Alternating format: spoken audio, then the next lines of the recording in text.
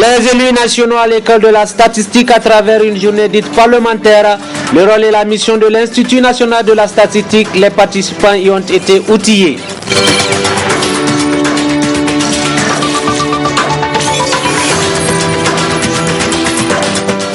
Début cet après-midi même de la toute première édition du tournoi de football ou pour la conquête du trophée Zama, elles sont plusieurs équipes engagées dans la compétition. Détail dans ce journal. Monsieur, dames, bonsoir et très ravi de vous savoir nombreux à ce 19h45 sur la télévision Labari. À l'instant, je vous l'annonçais dans les titres. L'indice de développement humain, comprendre le classement du Niger, c'est le thème d'une journée parlementaire conjointement organisée ce matin par le réseau parlementaire pour la promotion de la statistique avec l'Institut national de la statistique INS, d'où la présence effective des élus nationaux à cette journée d'information. Le compte rendu de la rédaction. L'Institut national de la statistique INS reçu à l'hémicycle de l'Assemblée nationale à travers cette journée parlementaire, initiée conjointement avec le réseau parlementaire pour la promotion de la statistique.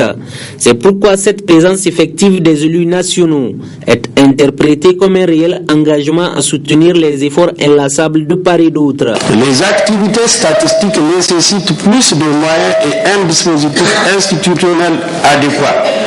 C'est pourquoi le réseau parlementaire pour la promotion de la statistique va œuvrer pour doter l'INS de moyens financiers suffisants pour conduire à bien son mandat. Assurer une stabilité institutionnelle à l'INS à travers des textes et lois en faveur du développement de la statistique.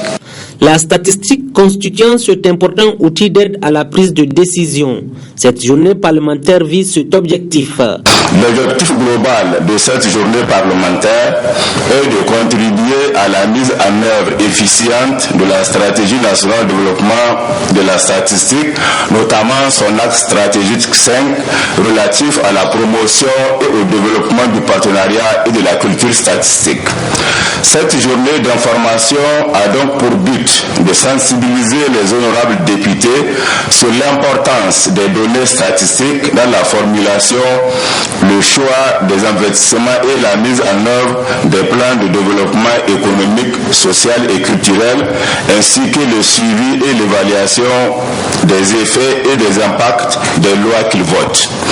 Cette journée va également permettre à l'Institut national de la statistique d'exposer aux honorables députés ce qu'est l'indice du développement humain, pourquoi il est calculé, quelles sont ses différentes composantes et le niveau atteint par le Niger, afin de les amener à aller au-delà de la cristallisation sur le rang du Niger.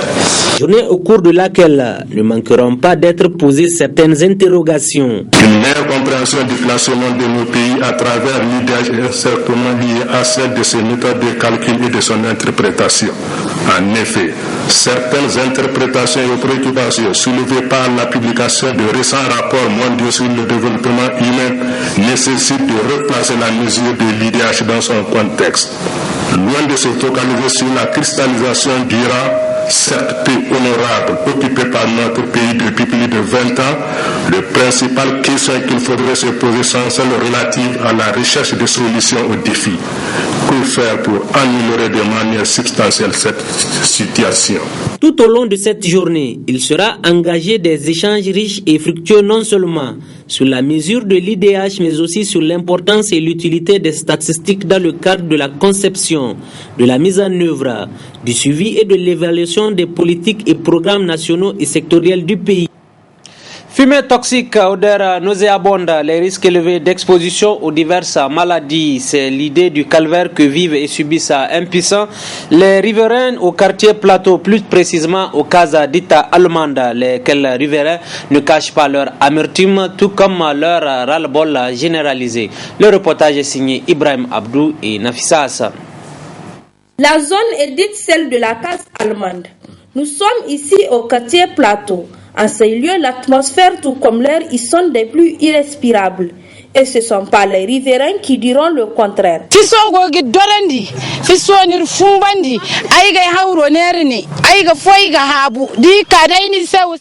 Les ordures nous indisposent. Elles en ont empoisonné l'atmosphère vendant la nourriture ici. Quand je leur dis de ne pas déverser, ils me répondent mal. Kan dullo ni dorandi agogi dorandir kliyan go dora asmatik ko rabura irsi fulan zamiri sai sig fulan zam fumba wa sirse wo ne wonir go gore dir bafuna aywa kan go salan aran se ne aywa asam naiga bin lutayno gaiga. La fumée, on ne sait pas où mettre la tête. Moi je suis asthmatique et nous sommes exposés à toutes les maladies.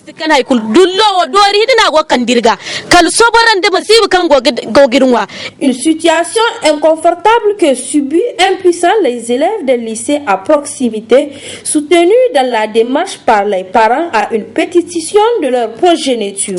On est les élèves du lycée La Fontaine qui avons lancé une pétition au sujet de la décharge qui s'est installée à côté du lycée. Donc on a voulu se révolter contre l'établissement croissant des déchets qui s'y installent. On les brûle régulièrement et les fumées qui sont toxiques s'emparent du quartier et même de la ville en fait, et particulièrement du lycée. Moi je représente les parents des 800 familles, des 800 élèves qui sont scolarisés au lycée La Fontaine à Niamey. C'est une question de santé publique. À quelques mètres de notre école, il y a une décharge sauvage d'ordures ménagères qui est constamment en train de brûler, qui émane des gaz, des fumées toxiques et qui pollue l'air dans le cadre de l'établissement de l'école La Fontaine. Moi, je pense à la clinique Pasteur qui est juste à côté. Je pense à toutes les décharges sauvages qui sont éparpillées dans la ville de Niamey. On pense pas simplement à nos élèves, on pense à tous les citoyens de la ville de Niamey qui souffrent de cette fumée, de cet air toxique qui met en danger la santé de nos enfants. Des riverains en passant par les élèves et leurs parents, tous expriment un ras-le-bol généralisé, d'où leur appel pressant. On en a marre et de grâce qu'on nous en débarrasse. Je pense qu'il faut que ça cesse le plus vite possible. L'État nigérien devrait vraiment agir parce que c'est pas bon pour surtout les élèves du primaire qui sont vraiment exposés à ces fumées. Donc il faudrait vraiment y remédier vite. Cette montagne d'ordures non seulement indispose les riverains, en plus les générations davantage leur créent des ennuis. Ennuis de toutes sortes, dont ceux sur le plan sanitaire qui n'est pas sans conséquences. Il semblerait que cette décharge soit évacuée juste après ce reportage. Vivement donc que chacun joue sa partition et que les responsabilités soient situées sur toute la chaîne. Depuis cet après-midi, au complexe d'enseignement secondaire CES ZAM d'un tournoi de football du même nom de cet établissement, la toute première édition du trophée ZAM parrainé par l'honorable député Adamou Salissou, les organisateurs disent témoigner ainsi leur gratitude à cet homme toujours à leur écoute, surtout quant à leurs préoccupations sans cesse pressantes. Les images de Sadou Doumi commentées dans ce compte-rendu de la rédaction. Ce regroupement consacre le début du tournoi dénommé Trophée ZAM, scindé en 2 poules. Elles sont au total 6 équipes pour la conquête de Dame Coupe, un rendez-vous de la jeunesse de Goudel et environnant. Laquelle jeunesse qui, par l'organisation de ce tournoi, témoigne toute sa reconnaissance à un digne fils du terroir, l'honorable Adamou Salifou. Nous sommes vraiment fiers de votre présence à cet événement. Nous honore. Ce phénomène de masse est dédié à l'honorable député El Hadj Adam Salifou ici présent. Pour ses inlassables efforts, ses inestimables contributions, ses efforts et encouragements perpétuels, dont nous sommes vraiment indéfiniment fiers. Touché par une telle gratitude, le témoin du tournoi s'est adressé aux compétiteurs en ces termes. Ça nous va droit au cœur de procéder aujourd'hui au lancement de cette coupe. Parce que ça fait un bon bout de temps que nous n'avons pas eu l'occasion de rassembler les jeunes et de les faire compétir loyalement.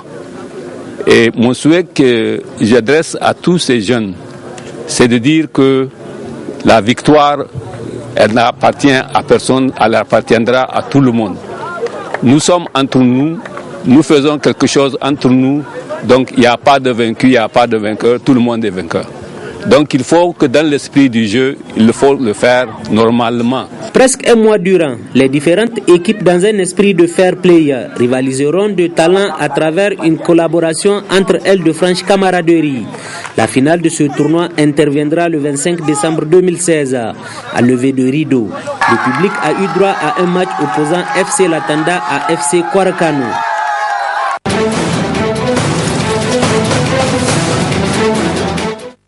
Page internationale à présent de cette édition où les primaires de la droite française, tout d'abord second tour ce dimanche et à la mi-journée, la participation était en forte hausse par rapport au premier tour.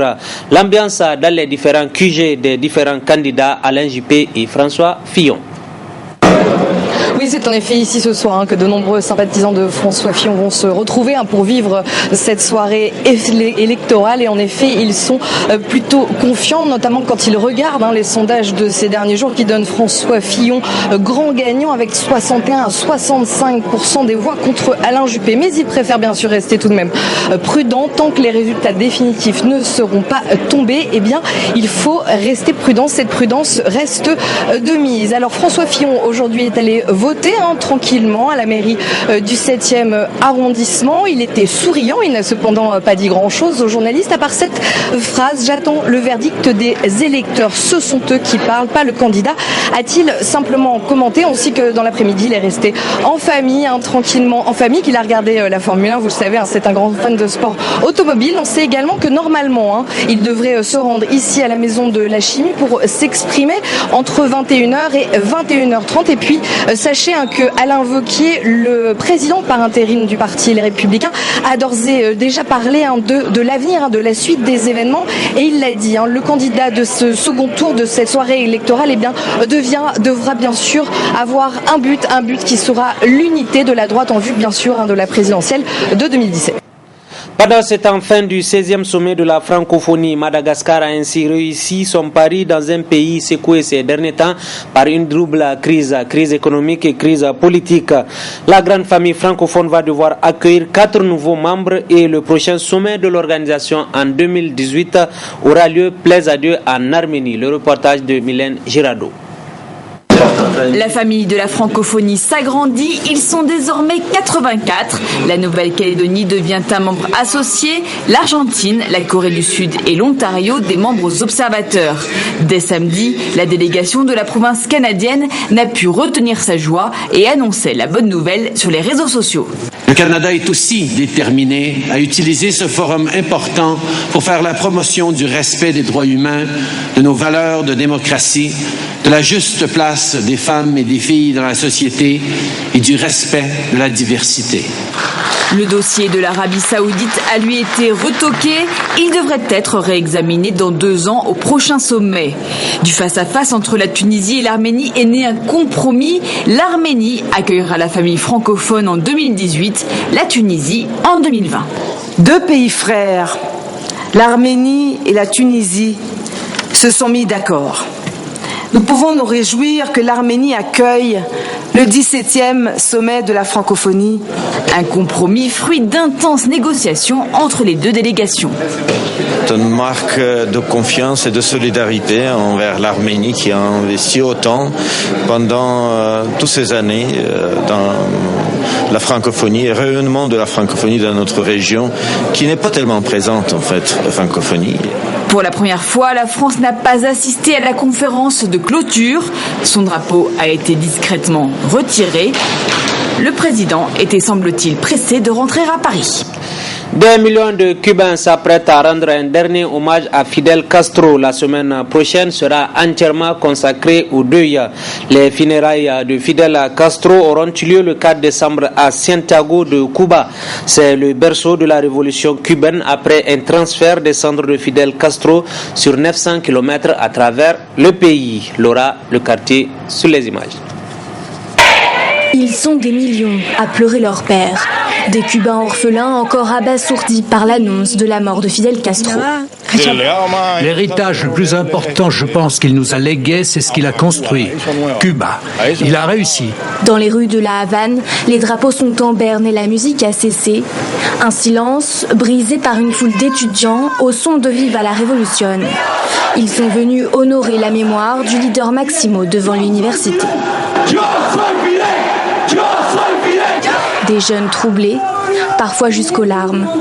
Mais des voix dissidentes s'élèvent aussi après des années de répression politique. C'est la première étape vers un changement majeur. Aujourd'hui est un jour qui était attendu par beaucoup d'entre nous. Certains vont sûrement savourer le champagne, d'autres ont peur de ce qui va se passer. Je pense que l'immense majorité des Cubains ressentent une incertitude quant à l'avenir. C'est le moment pour tous de nous rassembler. À 500 km de Cuba, le slogan Cuba Libre résonne dans les rues de Miami.